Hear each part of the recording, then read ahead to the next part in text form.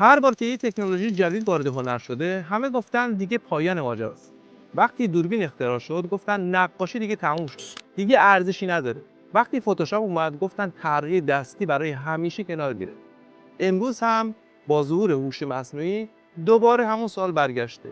آیا این بار واقعا هنر طراحی تموم میشه یا مثل همیشه فقط شکل تازه‌ای از هنر شروع میشه؟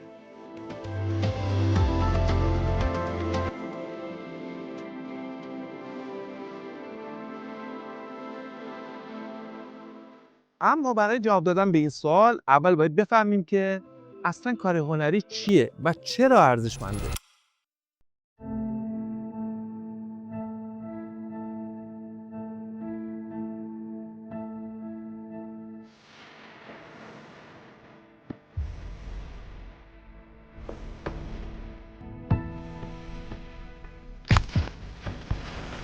وقتی درباره هنر و طراحی حرف میزنیم بیشتر آدما فقط به نتیجه نهایی نگاه میکنن، تصویری که روی کاغذ یا روی مانیتور ظاهر میشه. ولی واقعیت اینه که ارزش واقعی هنر توی خروجی خلاصه نمیشه. ارزش هنر توی خود روند فرایندش. فرایند طراحی یعنی دیدن، تحلیل کردن، جستجو و رشد. هر بار که طراحی میکنیم چشممون دقیق‌تر میشه، دستمون تربیت میشه و زاویه نگاهمون به جهان تغییر میکنه. این تجربه شخصیه که هیچ ابزاری نمیتونه جاشو بگیره. قطعاً هوش مصنوعی میتونه تصویر تولید کنه، اما تجربه نمیکنه. نمیتونه ببینه، نمیسنجه، چیزی از خودش کشف نمیکنه. فقط الگوهایی از داده ها رو باز تولید میکنه. در حالی که وقتی یک هنرمند طراحی میکنه، با جهان و حتی با خودش وارد دیالوگ میشه. این یک تفاوت بنیادیه. اثر هنری محصول یک زندگی و یک نگاه، نه محصول پردازش بیجان داده.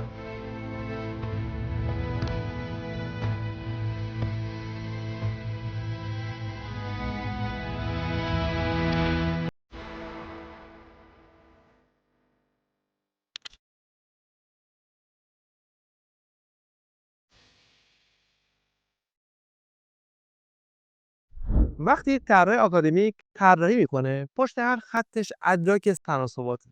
پشت هر حجمش سالها تجربه است و هر حرکتش تلاشیه برای فهم ساختار جهان پیرامونش.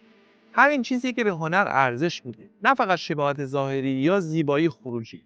و این بخشیه که هوش مصنوعی هیچ وقت نمیتونه اون رو تجربه بکنه. و اما سوال بعدی اینه: خب اگر هوش مصنوعی جایگزین این تجربه‌های انسانی نمیشه، پس در صنعت چه نقشی پیدا می‌کنه؟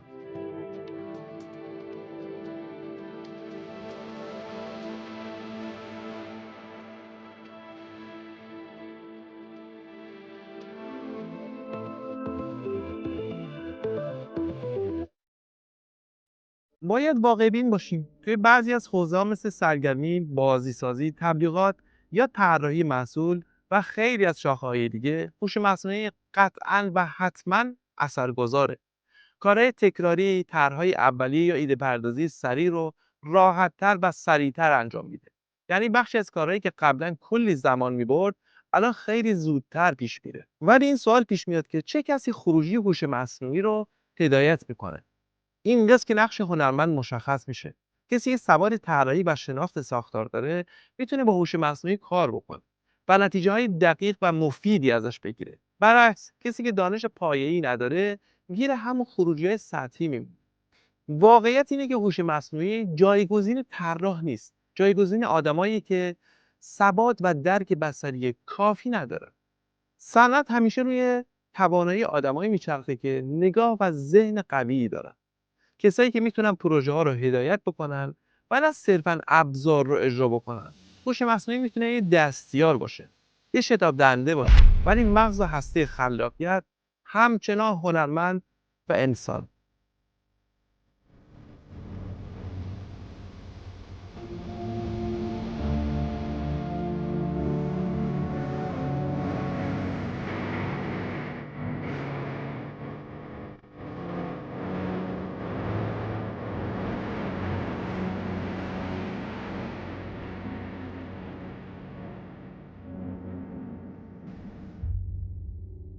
اگر به گذشته نگاه بکنیم، هر تکنولوژی جدید همین ترس رو به وجود آورده. وقتی عکاسی اومد گفتن نقاشی نابود میشه. وقتی فتوشاپ اومد گفتن طراحی دستی از بین میره. هیچ کدومم واقعا اتفاق نیفتاد، چون انسان همیشه یاد گرفته ابزار رو در جهت رشد خودش بتونه استفاده کنه. هوش مصنوعی هم از همین جنسه. یه ابزار قدرتمنده اما بدون هدایت هنرمند هیچ معنایی نداره.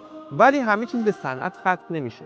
وقتی پای هنر ناب یا همون فاین آرت وسط میاد قطعا ماجرا کاملا تغییر میکنه.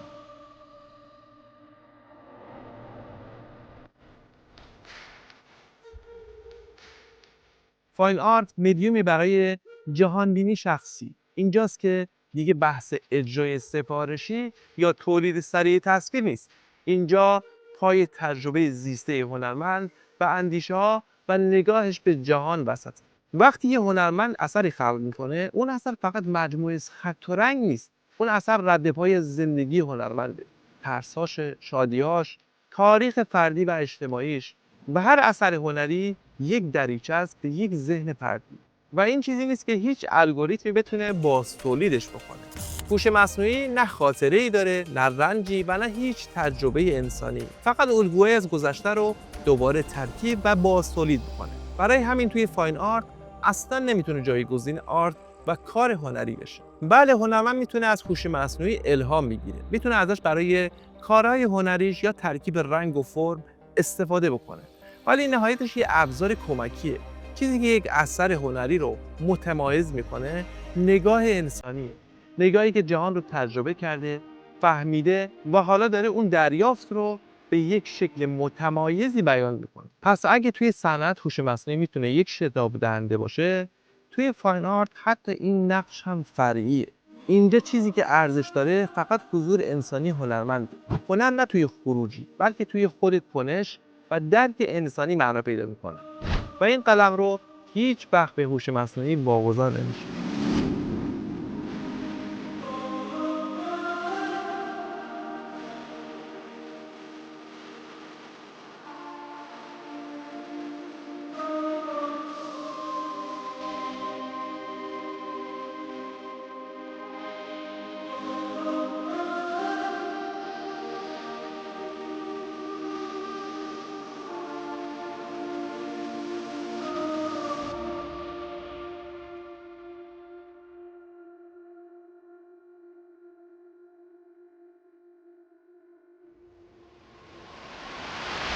حالا این سوال اساسی میمونه: در آینده این ترکیب انسان و هوش مصنوعی به کدوم سمت میره؟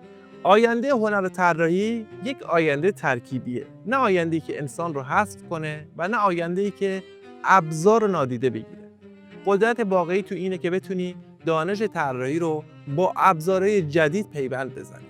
کسی که این دو رو در کنار همدیگه داشته باشه آینده رو میتونه بسازه و کسی که یکی از اینا رو نداشته باشه قطعاً از آینده عقب میمونه. من اینجا دقیقاً روی همین نقطه تمرکز میکنم، اینکه پایه‌های طراحی آکادمیک رو بسازی و بعد هر ابزاری از مداد ساده گرفته تا هوش مصنوعی رو بذاری در خدمت نگاه و کار هنری. و میخوام اینجا ازت بپرسم که به نظر تو 10 سال دیگه هنوز چیزی به اسم هنرمند واقعی وجود داره یا همه فقط میشن اپراتورهای هوش مصنوعی؟ اگه این موضوع برات جدیه کانال رو سابسکرایب بکن و ویدیوهای بعدی رو از دست نده. جوابت توی کامنت ها برام بنویس، شاید همین سوال آینده هنر رو تعیین بکنه.